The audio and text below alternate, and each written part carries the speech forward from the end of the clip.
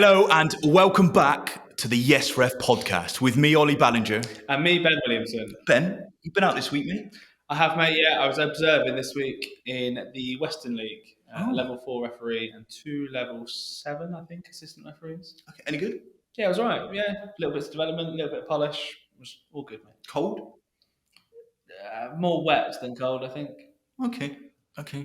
Very good. Well, before we get deep into the next conversation and introduce our guests, we'd just like to ask you a little favour. Wondered if you could hit that magic subscribe button, give us a little follow. It will really help the podcast and allow us to continue our journey in sharing these wonderful experiences. So, shall we introduce our guests? Let's do it, mate. Well, we got a special one for you today. We've got 2 guests who are experienced operators in the world of operating small-sided football. Rob, Ryan, welcome. How are you? I'm very well. And yourselves? Yes, good. Yes, for an early morning podcast, this is a nice way to start the day. Yeah. You were saying earlier how you listen to lots of podcasts, and now you're on one. You're absolutely buzzing. The excitement. If I wasn't tied to this chair, I'd be up. Honestly, You have a daily setup, don't you? I have a podcast each and every day. YesRef is one of them. Every Monday morning. Yeah, it's kind of you to drop that in. At what time? About 9 o'clock. Yeah. So, enlighten us, Rob. Maybe we start with you. Tell us a little bit about your experience in, why are you where you are today in operating short-sided football? I mean, to be fair, the reason I am here is probably partly down to luck more than anything, but it's probably down to the fact I love football and I love being in the game, whether that be playing it, whether it be I've refed it before, or whether it just be operating in it. So I've been with a company I work for now for 9-10 years. I've did various different hats on, just working in the operations, the sales, and yeah, really, it's just because I love the game of football. So that's all I can really say about what I do. Yeah, well, I think you find yourself in a very fortunate position, like doing something that you love. I think there's a lot of people out there that would envy such a thing. Ryan, similar or different? Similar. I'm more of junior to Rob. He's been here, at the company for 10 years. I've been here for 5 in January. I come from a background well away from football, which is retail management. Coming to the operational side of things 5 years ago, just for a complete change. I was getting tired of the retail day-to-day.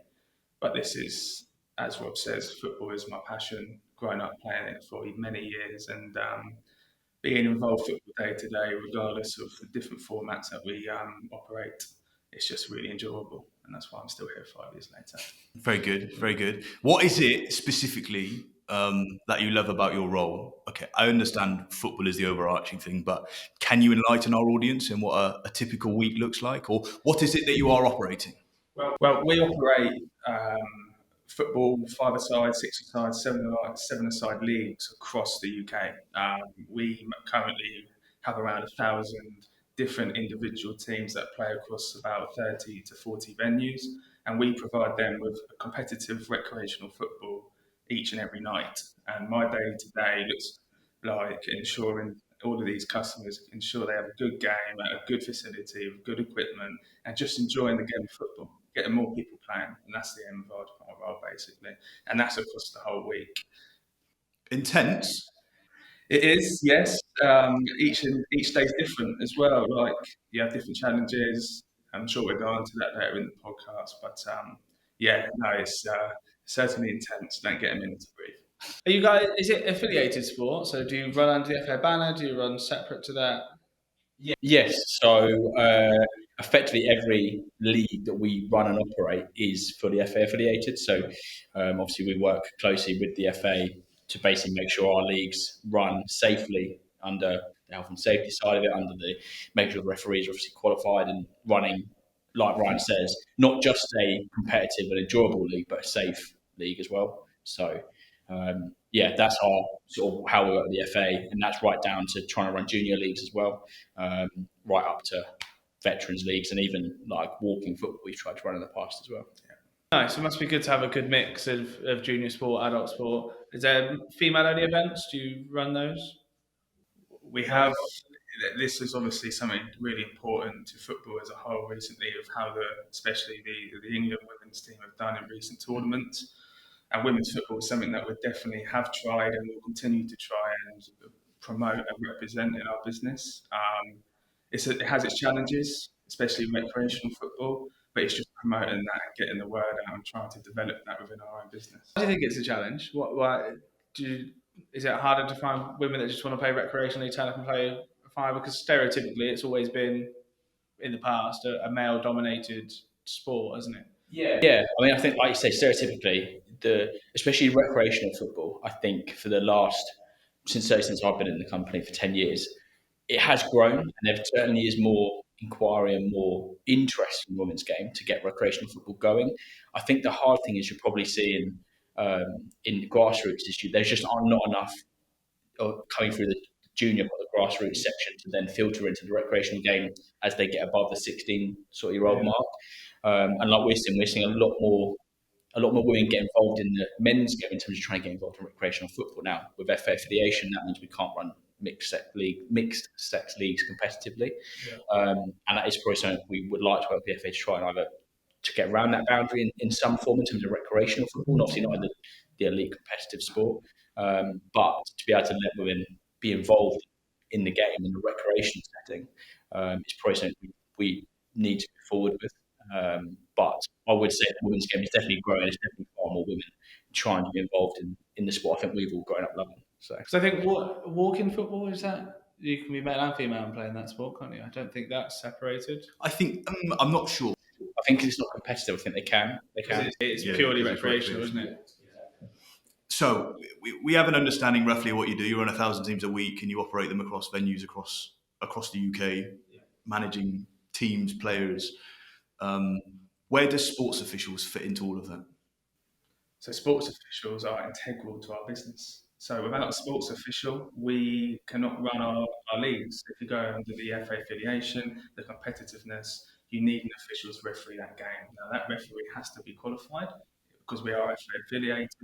And like I said, the referees for us aren't there just to referee a game. They're there to be the face of our company, manage equipment, manage the complaints that may happen on the pitch. We know what football's like. It's not always two 7-a-side teams playing a lovely game of football. It can get competitive. Stuff can happen. And for a referee, for us, they're almost not a referee, they're a member of staff. And that's how we treat our referees in our business. Do you struggle to find referees that want to take on that? You said earlier you've been a referee as well, so we know that the role is challenging in itself. Do you think it's even more challenging then to find somebody that's then willing to go, I can set up the venue or be in charge of the equipment, look after the equipment? Is that more of a challenge? I think if I'm being honest, I think when you get a FA qualified referee, I think because of what they bring from their 11-a-side or their weekend football, they're effectively already doing that job. They're already safeguarding those people on that pitch. They're already not necessarily looking after the equipment because the clubs will bring that in for them, but they've already got that good experience in terms of, I think to be a referee, you've got to have that organisational skill and that want to be responsible of those 11 or those 22 or whatever it might be on the pitch. So I think when we do speak to referees and get them involved in what we do and get them working for us, there's only really a small kind of added visibility in terms of you are the face of our company and you are the one that has that equipment. So I guess you're right, there is an added layer, but they already bring that professionalism with them being FA qualified. So it's just a case of asking them to do that little bit more, which I'm sure there are referees out there that just want to get out there, ref a game of football and head home. But there are plenty of referees out there that love that bit more responsibility. They always they're chomping at the bit to have more responsibility. And that's what we find in London. You get a lot of referees that just want more. And what I will say to add to that, a reason that some of them do want more is because they want more money. That actually leads into my next question, right? Do you pay them a bit more than what are standard fees in London? What do you pay for? It's probably my area to go through that kind of detail. So basically, what we kind of do, I think we pay referees really well, and I think we need to. Like I said, going back to the previous point, without them, they're integral. They make these leagues happen every single evening. We pay on average probably around a £20 an hour mark. Now, in that hour, they will probably ref 1.5 games of football. our games range from 30 minutes all the way up to 50 minutes per game. And on average, they'll do no more than 4 hours in an evening. So that kind of gives you an idea of how much a referee does get paid. Now, that's just that we do have at our bigger venues coordinators, which are FA qualified officials as well, and they'll probably get a bigger nightly fee because they are the ones who are organising the referees, managing the equipment, managing the big area where all these players are attending to point them in the right direction so games kick off in time. All of these things are so crucial. So that in terms of pay, £20 an hour in London, and it isn't much different outside of London now. I think we be as fair as we can in terms of our pay because we want the best. We want the best referees. We want reliable. So much trust goes into our referees. It's unbelievable. Without it's all very good. Referees saying they're going to turn up, but if they don't, we lose. Can you still play the fixture? Does the event still run that night? Not at every venue. So no referee, no game, no revenue. For us, that's how integral. I keep saying using the word integral, but they literally are. Referees understand that. That's how important it is to the business. I think for me operating them, they do. Little bit of pressure, is there? Go on. I think that's how what we make clear to the referees is we value them as much as they value the work. Like we know we're in a time where people's work is valuable to them. That it's their livelihoods. And I think for referees, they've always been seen. For me personally, I think when I ref junior football, it's always seen as like you're just a referee. Like it's not hard. But when you think about what goes into it, like they've got to be there 15 minutes before. They've got to get themselves ready in that psychological world as well. Like it's not easy to go out and just stand on the pitch and try and organise 22 players sometimes.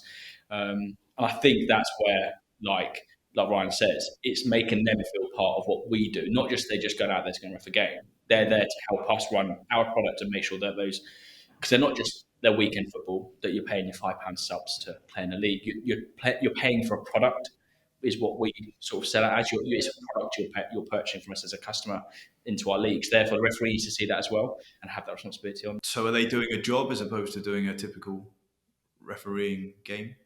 I mean, that's a question for, I guess, a referee. But I would say if I put myself in a situation, you've got to treat it as a job. You've got just as much responsibility there as you might do in your daily workplace because you're effectively dealing with someone's experience in a football league, and they may never come back to have a bad experience. Well, what I will say on top of that as well, just for a bit of hindsight to the listeners, we rarely have referees that cancel on us. So, if from that perspective, I think they do see it as a job. It's guaranteed income weekly. They know exactly where they're going to be on a Tuesday. They know where they're going to be on a Wednesday at what times. And I think that goes back to start what I said about treating them like staff, which makes them feel like it's a job, a permanent role, unless something happens or they go on holiday, then we find cover. And I think that just shows how we treat our officials in the company we work for. So, like, if you lose 2 games of an evening, do I lose 50% of my pay? No. We and I believe this is the right thing to do. They've guaranteed their time to go down to the venue. They're always on time. Some referees will referee all their games in the evening and get exactly the same fee. It's not their fault that a game's been called off or an opposition can't make the fixture. Yeah. We will still pay the referee the full nightly fee. I think that's important, isn't it? Because it's not the referee's fault.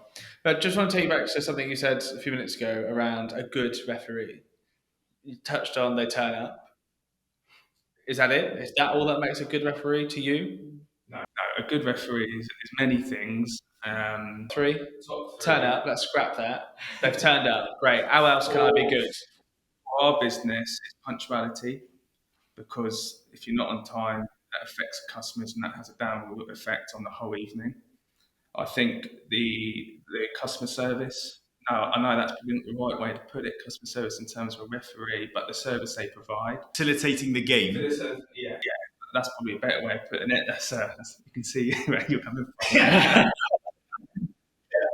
And I would say the last one. Got any ideas? Last one, I would probably say is comms to you. Yeah, their demeanour I would say their demeanour in terms of the way they come across to us, but also to the customer.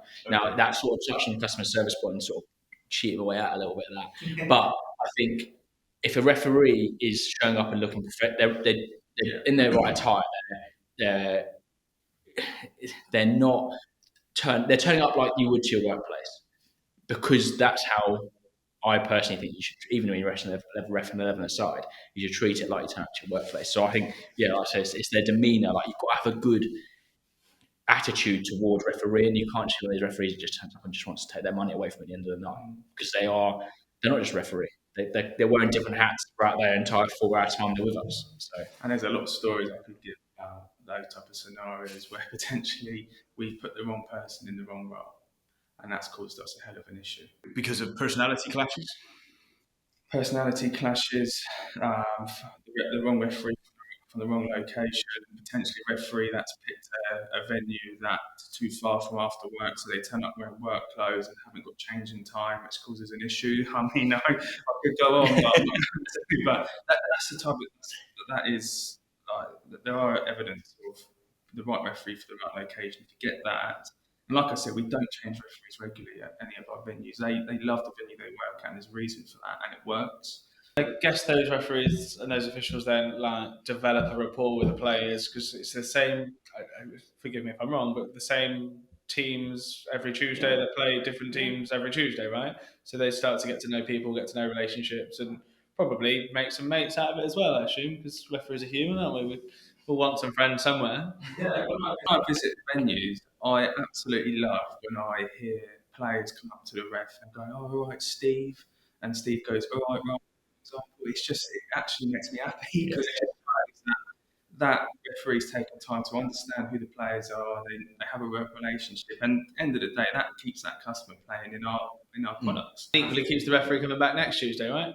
exactly. I think it's a positive loop, in terms of you get a good referee in the right location, you then get really good happy teams, which means the team stay longer, which means the referee stays longer. It's kind of like that kind of positive feedback loop of once you get a good referee source in a good location, that feeds the teams, and then the teams. Exactly. And we'll do everything to keep hold of that referee when that happens. Sure, but when you've got 1,000 teams a week across 40 venues, like, you manage this all remotely, how would you know if you've got a good referee? Or you've got, forget the good referee, because you're going to go, he's good for that venue, tick, tick, tick. How would you know he's done a good job? For me, like, moving out of the operational side, but still looking back with that operational head on, it's when you don't have any feedback on the night. That might sound a bit odd, because exactly. Usually, when you've got a really happy league, you've got a nice tight league that's running, and you've got a good referee in there, you don't hear anything from the teams. The teams are just happy going down there, playing their football, maybe heading off to the pub afterwards after they had a good experience. I'm sure Ryan might be in the same boat. I think it's no news is always good news, because effectively there's always going to be a team that's got a little bit of an issue with the referee, or got a little bit of an issue with the pitch, whatever it might be. So no news for me was always good news.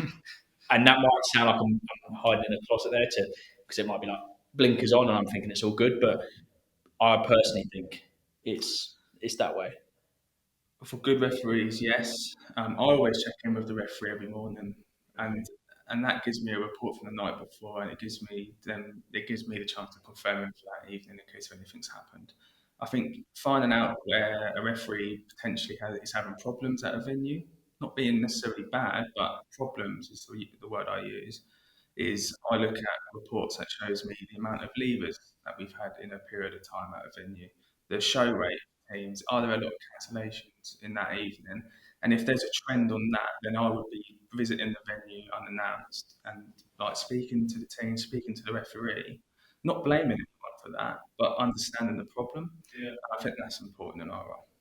So, I agree. It's just really interesting how you're able to operate 1,000 teams a week, 40 plus venues. What, 50, 60 referees a week, or is it more? I'd say it's touching probably 80 to 100 referees. Okay. Yeah, it's not an insignificant operation that you're. It's massive. No, it's not just. It doesn't just fall onto me and Rob. There's a team behind it. But each individual member of the operations team are looking around 300 individual teams.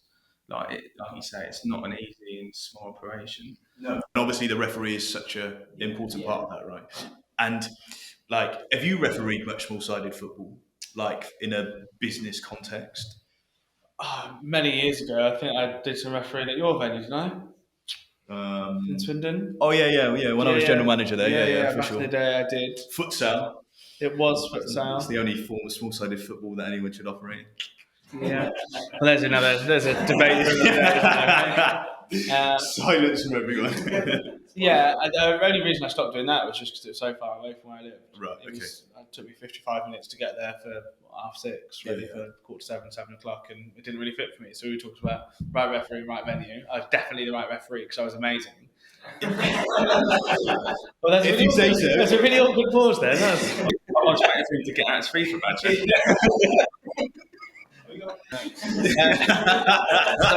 it was the venue that probably didn't work for me because it was so difficult to get to.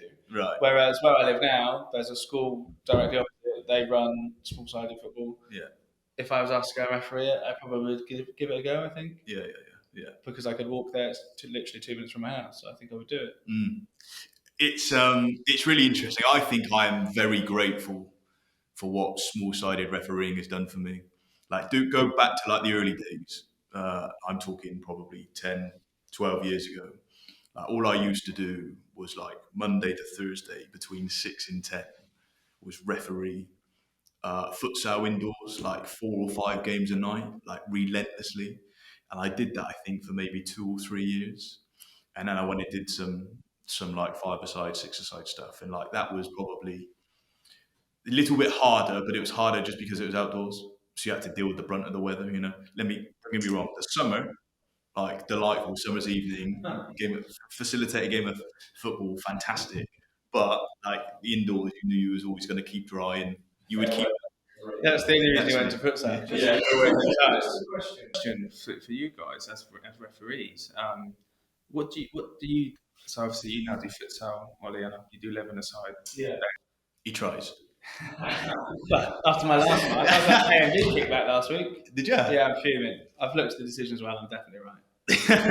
Well, Referee's never wrong. I need to judge your abilities. What do you prefer, Ollie? Obviously now futsal's but back in the day when you were learning your trade in refereeing, and the same for you, Ben, was it small-sided games, or did you prefer the 11-a-side on a Saturday or Sunday? Yeah, so I think I've got quite a strong opinion on this. And I think this is true no matter what you're doing in life, like whether it's learning to be a chef, learning how to walk when you're a kid, learning how to referee, like you need to fail fast, right? In everything. You need to be able to accept that failure is a good thing. We get taught that failure is a bad thing. Failure is great. And you just need to fail more than anybody else to be the best. What small-sided refereeing does for you is it gives you so many games. Like take a week, and I've done Monday to Thursday, 6 till 10, 5 games a night. That's 20 games I've refereed before we get to Friday. And then I'm going to do some 11-a-side games. Like just the things that will go through your head when you're refereeing those games, right? You'll be like, oh, should have played an advantage. Shouldn't deal with that player like that, right? Because you'll just clash, you know? And I think the classic ones are when they've had a 9-5 job, like football in the evening is their release. So they're going to like come onto the pitch and go, right, time for me to get a bit aggy, you know? And you just have to work out how to deal with them.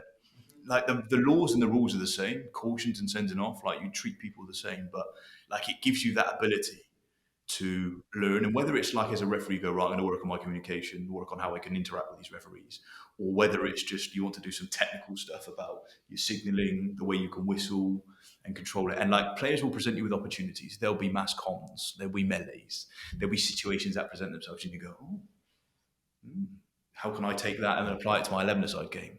So it's like, and I think that's why I've been able to progress in futsal refereeing. Like I was grounded for 2 years, 3 years, just going game after game after game.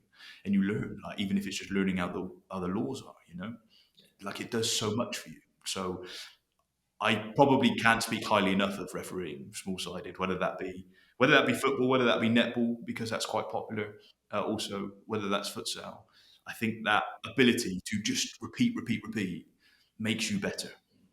I think naturally that makes sense anyway, right? Because if I referee Saturday, Sunday, I can do 2 11-side games, really, 2 adult games. I've then got to wait all week till I can go and try again. Whatever I failed at Saturday or Sunday, I've got to probably wait till next Saturday to go and put it into practice.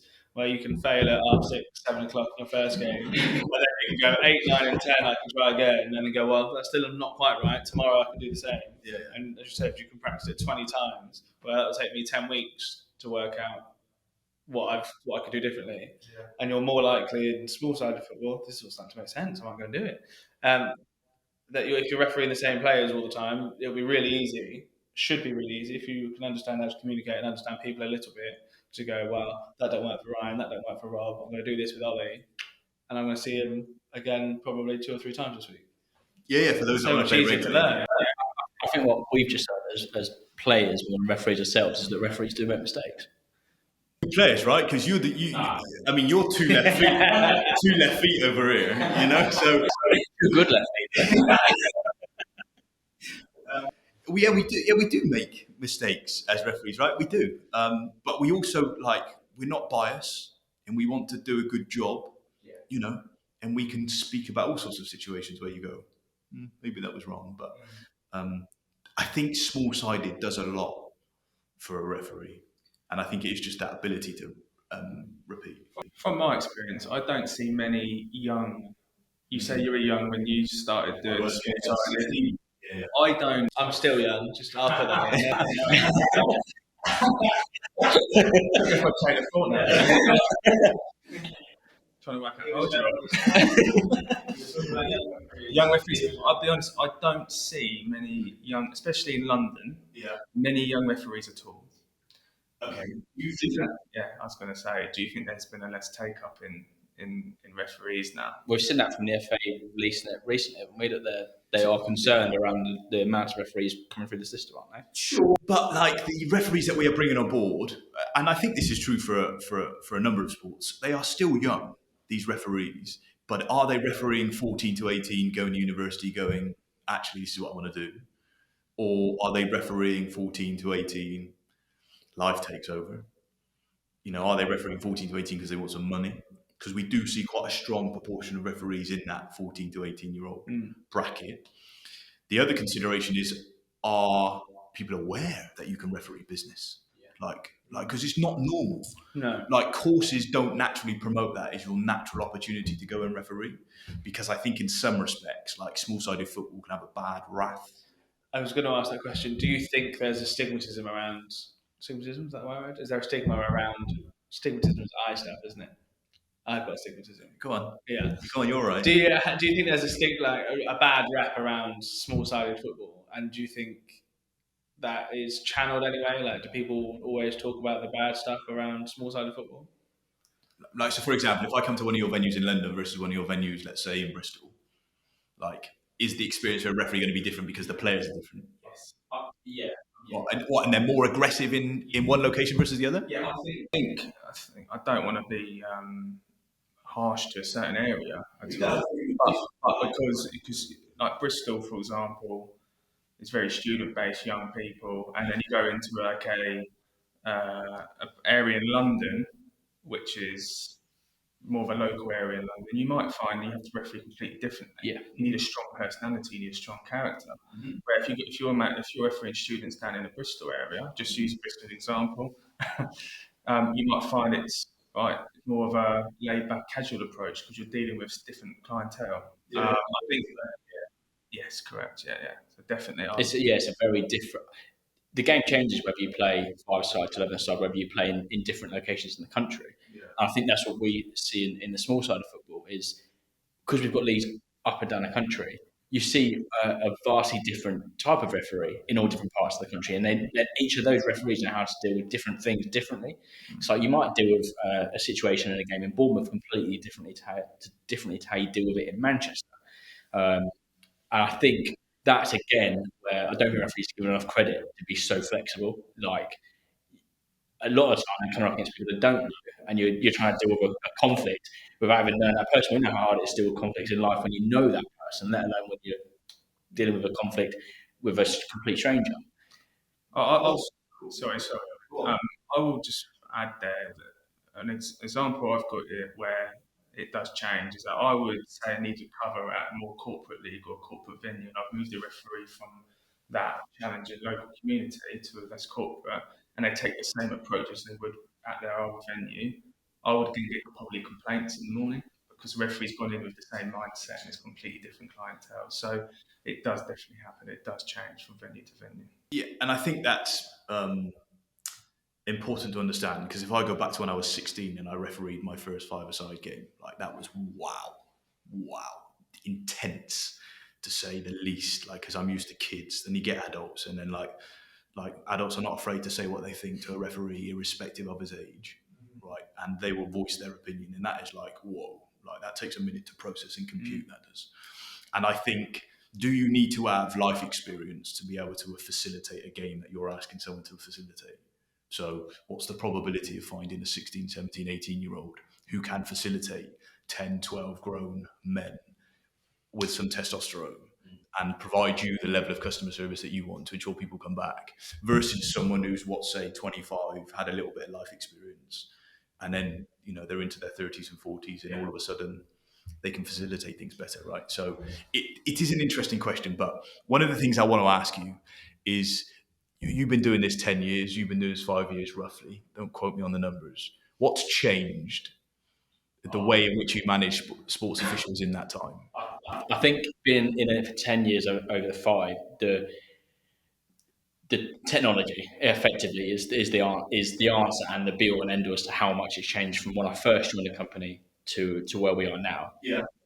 Going effectively from what was a cash-based pay on the spot system to now what we use in terms of being able to, that referee knows exactly how much they're going to get. They can see all their games listed. Like, for example, 10 years ago when I was first operating, effectively you would be speaking to probably 9 out of 10 times back then a coordinator. So you would have to have a coordinator in place for most sites that were probably over 1 or 2 nights a week. Just out of the fact we wouldn't have the access to the referee pool. Obviously, as a company grows, you get a bigger access to referee pool naturally. But what technology has done has meant that we can take the coordinators out of a lot of sites and get them actually on the pitch reffing, because effectively the technology sorts out the referees for us, all the way from paying from cash and organising almost a referee per pitch as an operator, meaning it's taking half an hour to an hour just to organise a referee per pitch, per league. If you're doing that over 40 venues and you've got some venues that have got 6 pitches running at the same time, that's a lot of time out of your days just trying to sort one venue, let alone the 40 we probably didn't have back then, but we do now if you're still doing it the same way. To effectively, I've not got the insights to what Ryan does in terms of the technology now, but moving forward where Ryan is, I'm sure he can give you an idea as to where that technology has moved to. Yeah, technology is the biggest change in the 5 years that I've been in the business that I am. I think for me, like Rob says, it was a more hands-on approach, making sure referees are in certain venues at certain times, etc. Now we have the ability to basically put all of the referees' fixtures or appointments is the word I was looking for. Thank you. For a month, like we can do a year if we really wanted to. So they know exactly where they're going to be on exactly the same day. They know exactly how much they're going to get paid for that period, that week. Whereas it was a day-by-day fight 5 years ago. I'm even going back 2 or 3 years. It was like that. That's how much it's developed in the last 2 years. And I think another example of technology and how well it works is that back in the day, and we'll definitely vouch for me here, is that if you had a referee at 5 o'clock call up and say, right, Ryan, I'm not going to be there tonight, work's kept me in, and your game kicks off in an hour's time, that used to be our worst nightmare.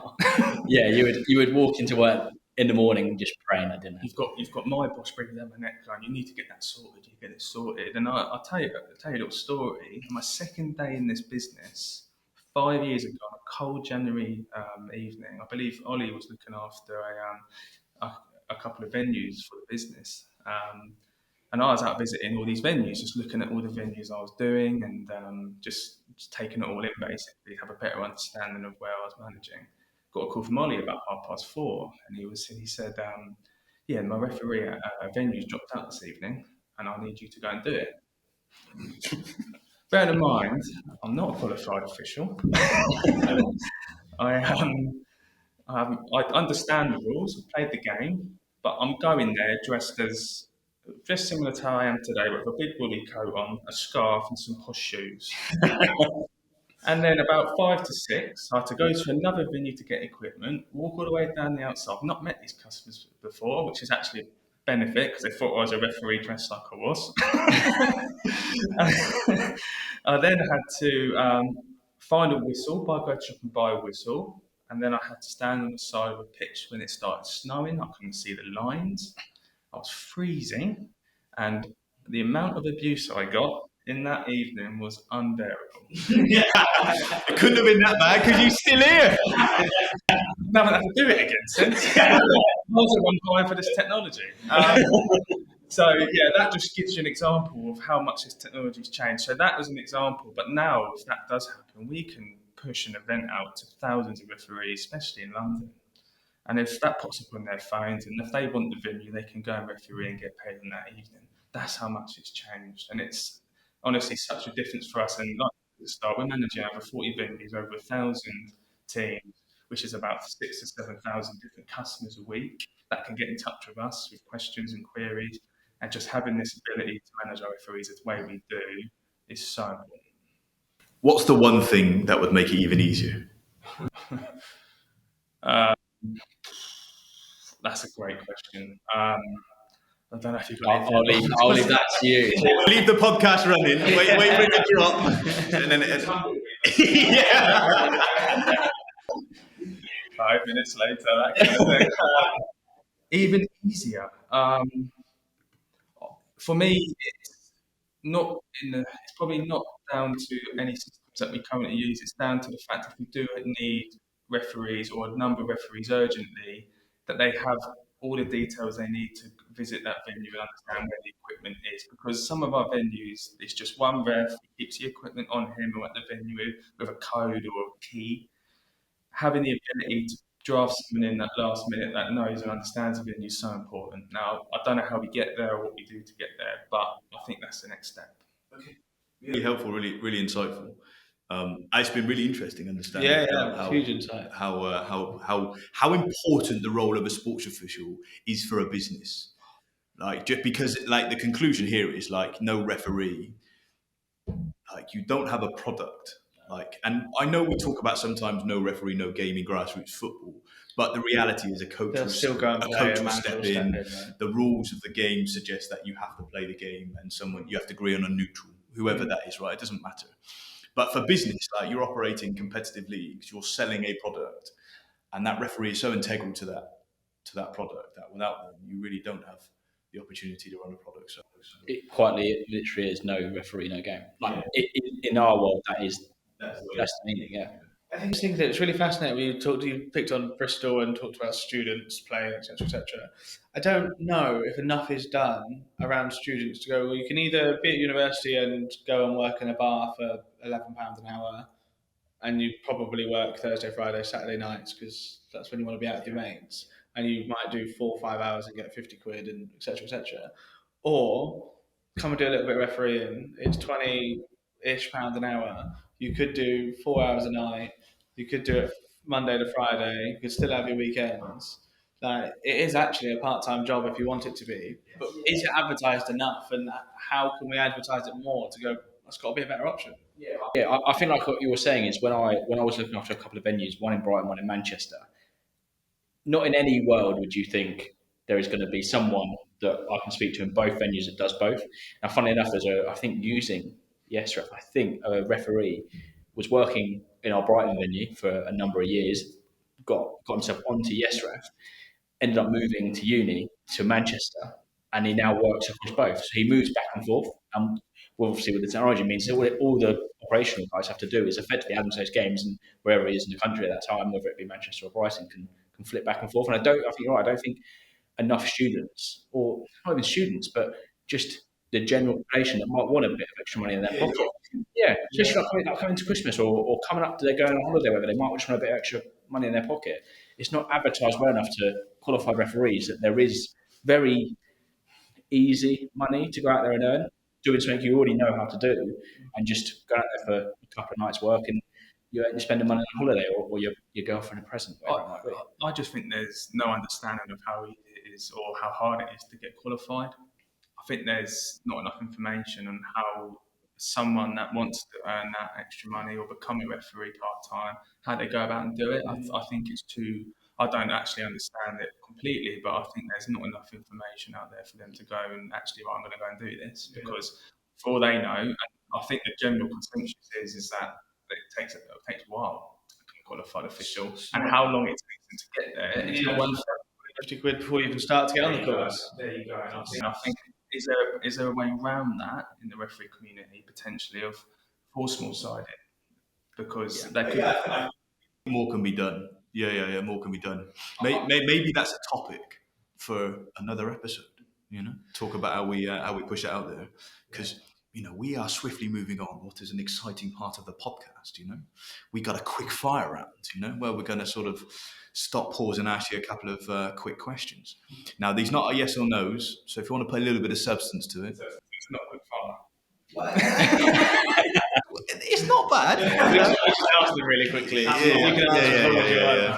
But we can give it a little bit of give you a little bit of insight. You want to fire us up then? Yeah. So, question 1, you can both answer them each question. So, favourite small-sided team name? I can give you the worst ones. There are some horrendous duplicates. The best one, being a West Ham fan, sex, drugs, and car and coal. Okay. PC as possible, go straight in with that, but fair enough. For me, I like the ones that are clever to each venue. Like we've got 2 sites in Brixton, and I think there's something between 2 Ferndales, because they live between both venues. Like just a little bit of... We get, like Ryan says, it's so many of the same. Like you get Real So Bad that turns up virtually every other team name. PK Blinders is then the other one. So if someone's not picked Real So Bad, they're PK Blinders. So when you get someone that's got a little bit of nous about them and goes, that's a good team. Smart, yeah. I love seeing a new team. Are there team names you're not allowed to have? Do you go back and go, you can't have that? Yeah, there are some. There's some that people think, you just think, why would you want to be representing that team name? Because they can be quite poor, if I'm being honest. I just don't know what goes through their minds when they suggest a certain team name. Lads. Yeah. Some of them they are your 18, 19-year-olds. This is their first time in a great sport league. Let's be as funny, or let's be as outlandish as I can be. Yeah. Probably more for you, Ryan, this question than it is for Rob. Would you ever go through the process of becoming a qualified sports official? Being totally honest, I probably wouldn't. That day 2, after day 2, it's It was kind of a January. A little bit, and for me, I commend what referees do. I just don't think I've got the mindset to go and do it. I'd be totally upfront and honest there. And Rob, you stopped? Yeah, I wouldn't say I stopped at a choice. I did it purely because when I was growing up, my dad coached my little brother's team, and he's 8 years younger than me. So effectively, when he was growing up through those sort of those lower age groups, I already picked the course that I was at college, so I became qualified while I was at college. And then effectively, it was just a way for me to earn £56 on a week, and I was basically refereeing and watching my brother play football whilst refereeing. Did the odd sort of game, and I probably 10 years ago, if you'd asked me again, if I knew how to go about going further on it, I might have done. But again, like we previously picked up on, there's just not enough around it. Like once you get qualified, the effort, it might have changed. But for me, it was like you're qualified, go on your own way, find your way to whatever you need to. And obviously there was no technology back then, like you guys, that effectively could advertise games for me to go and do. It was word of mouth. It was a case of if my name grew, other clubs might ask, or if I knew someone at another club, I could go and referee for them.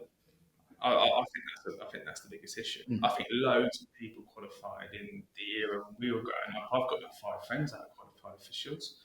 They've done it for their Saturday, Sunday money, and then they've dropped off. And I think back in the day, if you had the technology that we have now back then, I think it'd be different. You've got to be a special breed to be a referee, in my opinion. Look at the abuse the professionals get. It's not worth it. You've got to be fit.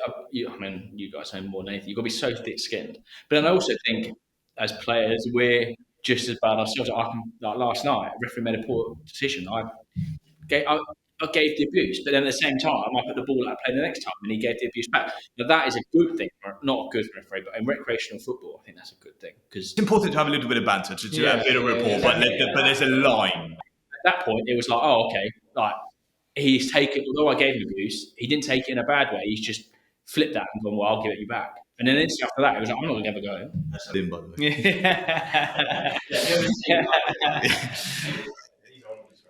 Who's your favourite sporting hero? Got a big football fan growing up. I'll probably have to say probably after the new recent documentary, David Beckham. They brought it all back for me. Special documentary that was. I still need to watch that. It's on the list. It's on the on Netflix. Yeah, it's do that. It's insightful. He was just like an icon, and you forget a lot about what he went through, his mindset, and getting and becoming what he was. I think just emphasise why he was my sport icon. Yeah. I mean, completely left field. I've had that experience with The Crown, like all about the Queen, and then Diana recently. Like, because obviously I was around, but I was about 5 or 6 when Diana happened. But obviously you don't consume much then. But like, my word, is it insightful now? You know, so it's amazing. A good documentary can bring back some memories. So David Beckham. Not controversial because I'm a football nut. Like right now, like especially since I've known Ryan and a few other friends are really deep into their football. I'm probably more football focused outside of playing the game now than I was growing up. I think because I was so in it, so playing it, I never really even watched it. Like we're big West Ham fans. I couldn't tell you anything to do with probably before 2010, nothing. Whereas now, like we go a lot, we watch more. But for me now, like looking at sport and heroes, it really wasn't anything but Tiger Woods. Someone that changed the game, like you said, good documentary, the Michael Jordan one.